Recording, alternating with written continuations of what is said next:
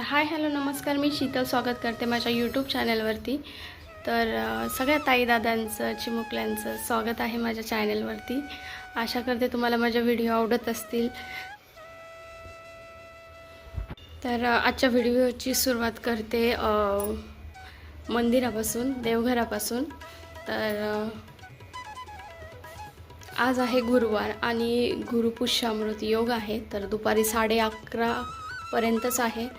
तर त्यामध्ये काही देवाची सेवा करायची आहे, स्वामींची सेवा करायची आहे. तर ते करायचं आहे. मला आत्ता वाजले आहेत 8:45.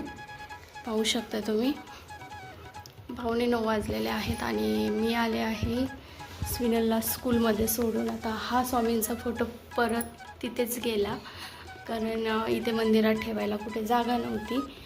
वरती 2-3 दिवस ठेवला, चांगला आठवडाभर ठेवला असं वरती. शेवटी मला काही ते योग्य वाटेना, मग मी नंतर वरती असा जिथे पहिला होता तिथेच लावून दिला. काय माहिती स्वामींची इच्छा असेल परत तिथे भिंतीवरती प्रतिमा उठण्याची. तर त्यासाठी तो पुन्हा तिथेच गेला. आता हे सगळं देवाचंच असतं. आणि आता माझी अंघोळ वगैरे झाल्याच्या नंतर चहा वगैरे आणून ठेवला. तर मी रोज ठेवते चहा.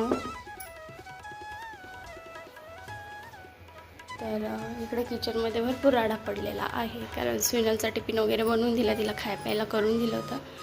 आता एवढं आवरायचं आहे. स्वामींची एक माळ जप करायची आहे, श्रीसूक्तम बोलायचं आहे आणि देवी आईची पण एक माळ करायची आहे. तर एवढ्या सगळ्या सेवा करायच्या आहेत. उंबरठ्याला लेपन आज गुरु पुष्यामृत योगाचं केलेलं छान असतं, तर ते पण करायचं आहे. तर थोडंसं तुमच्याबरोबर शूट करत राहील. तर व्हिडिओ कुठेही स्किप न करता पूर्ण पहा. व्हिडिओ आवडल्यास लाईक करा, शेअर करा, कमेंट करायला विसरू नका आणि प्लीज सबस्क्राईब करा, कमेंट्स छान करा. सो चला आता कामाला लागते. पहिले किचन आवरून घेते आणि पूजेसाठी बसते. तर चला बाय.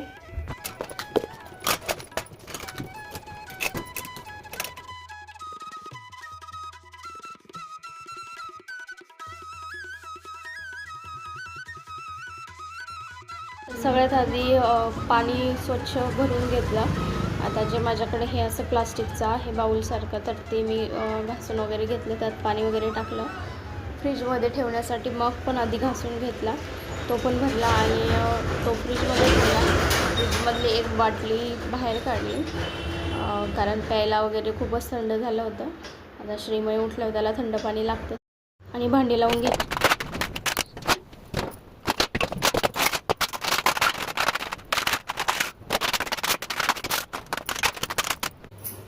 भांडी लावण्याच्या नंतर मी किचन ओटा वगैरे साफ करून घेत होते. आता गॅस पण पुसायचं बाकी होतं. सकाळचा चहा होता. तर काम करताना ना मला 10 मिनटं पण लागत नाही काम आवरायला, पण कंटाळा खूप येतो. आणि एकदा कामाला लागले की खूप पटपट अशी कामं करते.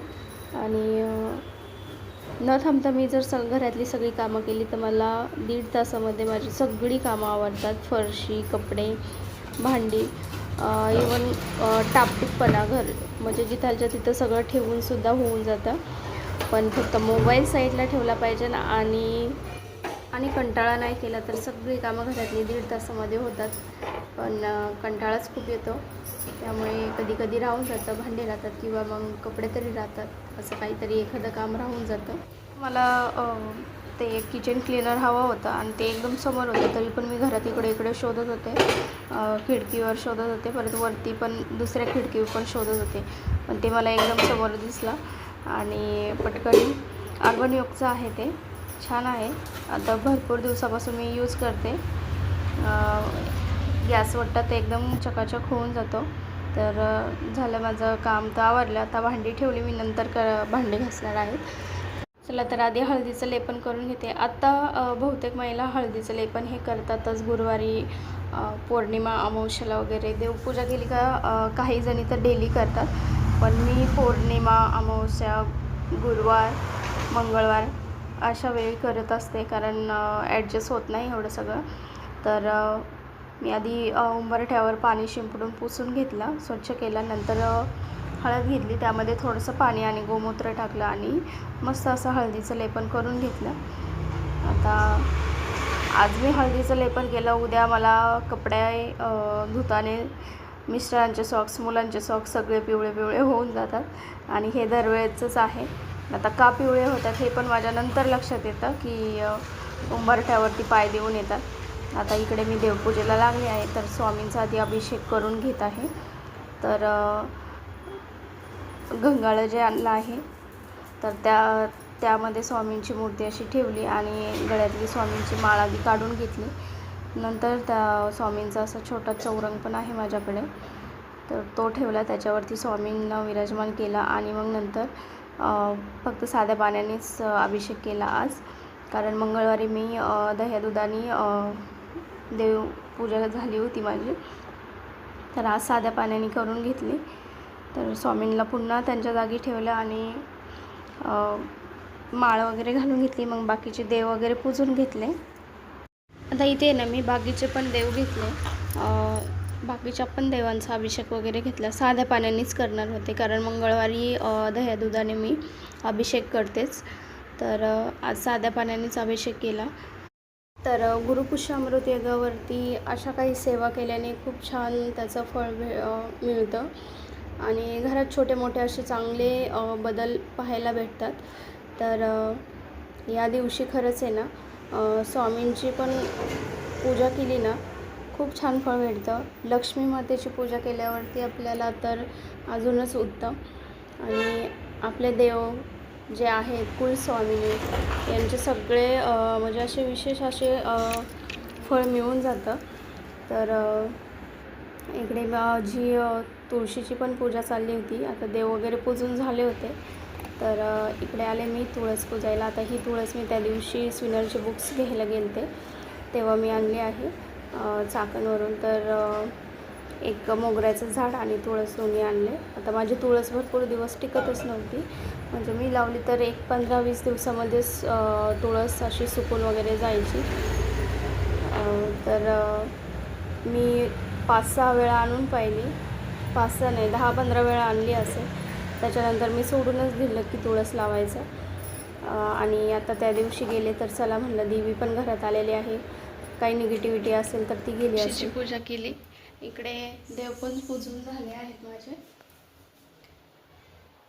आता हार वगैरे घालते. एकच हार शिल्लक आहे, काल 2 आणले होते, तर देवीला आणि घागरला घातला आहे. तर आता श्री सुक्तम बोलायचं आहे आणि बाकी सगळ्या माळी करायच्या आहेत. तर थोडं थोडं शूट करते. पण श्री स्वामी समर्थ, श्री स्वामी समर्थ, श्री स्वामी समर्थ, श्री स्वामी समर्थ, श्री स्वामी समर्थ, श्री स्वामी समर्थ, श्री स्वामी समर्थ. सगळे देव पूजून झाले होते. स्वामींचाच फोटो राहिला होता, तर तो पण खाली घेतला, स्वच्छ पुसून घेतला आणि मस्त असं स्वामींना मी अष्टगंधाने कायमच करत असते. ते सूर्याचा आकार वगैरे देत असते, गळ्यात माळ घालत असते तशी. आणि हार वगैरे लावून घेतला स्वामींना. आता खालीच घेतला लावून, कारण वरती लावायचा तर खुर्ची उभं राहून फोटोच लावायला अवघड जातं, तर त्यामुळे खालीच लावून घेतला. स्वामी स्वामी स्वामी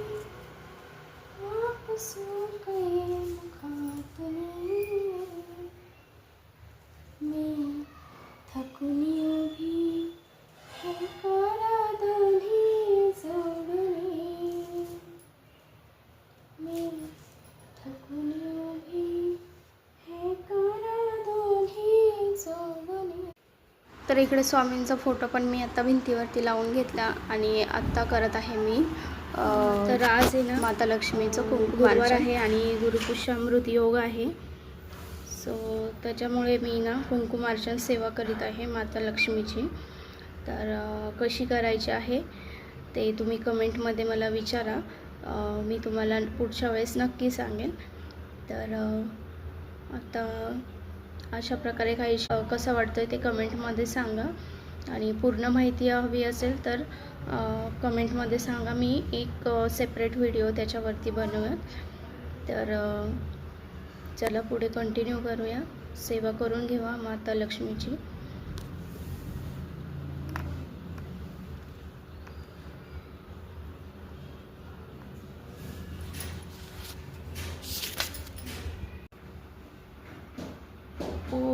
महालक्ष्मी च विद्येहि विष्णुपत्नी च धीमहि तन्नो लक्ष्मी प्रचोदयात्। ओम महालक्ष्मी च विद्येहि विष्णुपत्नी च धीमहि तन्नो लक्ष्मी प्रचोदयात्। ओम महालक्ष्मी च विद्येहि विष्णुपत्नी च धीमहि तन्नो लक्ष्मी।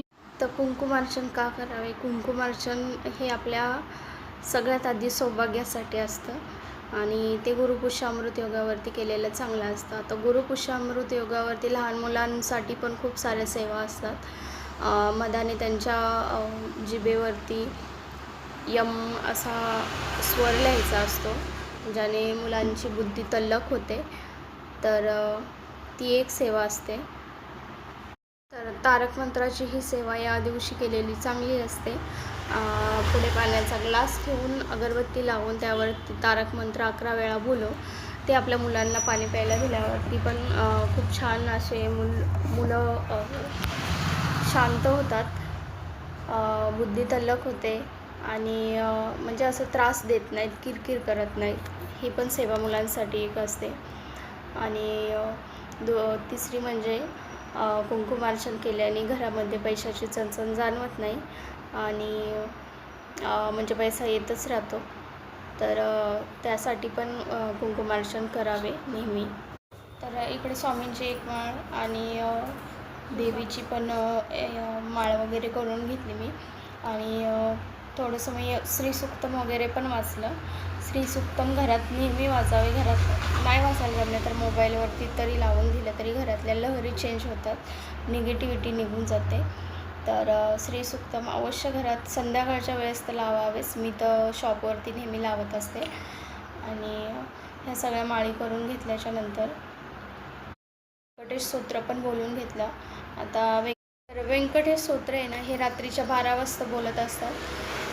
16 वेळा बोलायचं असतं व्यंकटेश स्तोत्र, किंवा 108 51 वेळा असं बोललं तरी चालतं. तर रात्री कंप्लीट 12 वाजता शुशुभ्र होऊन व्यंकटेश स्तोत्र बोलायचं असतं. आता डायरेक्ट 3 दिवस करायचं हे, त्यावेळेस आपल्याला भगवान विष्णूंचं दर्शन होतं, म्हणजे होतंच. अजून एक गुरुपुष्यामृत योगावर लहान मुलांना सोन्याचं पण पाणी दिलं जातं. तर मी एकदाच दिलं होतं मुलांना. कुंकुमार्चन करताना कुंकुमाच्या नाकाला वगैरे लागलं होतं, चेहऱ्याला, तर ते पुसून घेतलं मी आधी. कुंकुमार्चन पण झालेलं आहे माता लक्ष्मीचं. बाकी देवपूजा वगैरे झाले, सगळं झालेलं आहे. आणि स्वयंपाक वगैरे पण माझा खिचडी बनवली आहे मुलांसाठी टिफिनला. आता त्यांना आवडती म्हणून बनवली आहे. आणि इकडे देवपूजा सगळी झाली आहे. घागरमधलं पाणी वगैरे सगळं चेंज केलं, दुसरं भरलं. आता 2-3च दिवस घागर असणार आहे घरामध्ये, कारण संडेला मिस्टरांना सुट्टी आहे, तर घागरीचं विसर्जन करणार आहे. तर अशा प्रकारे माझी पूजा झाली आहे. आणि इकडे स्वामींना हार वगैरे घातलेला आहे. तर आजचा ब्लॉग मी इथेच एंड करते. तर ब्लॉग इथेच थांबवते.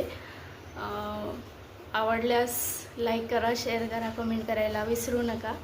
आणि आरती वगैरे संध्याकाळची. तोपर्यंत बाय बाय.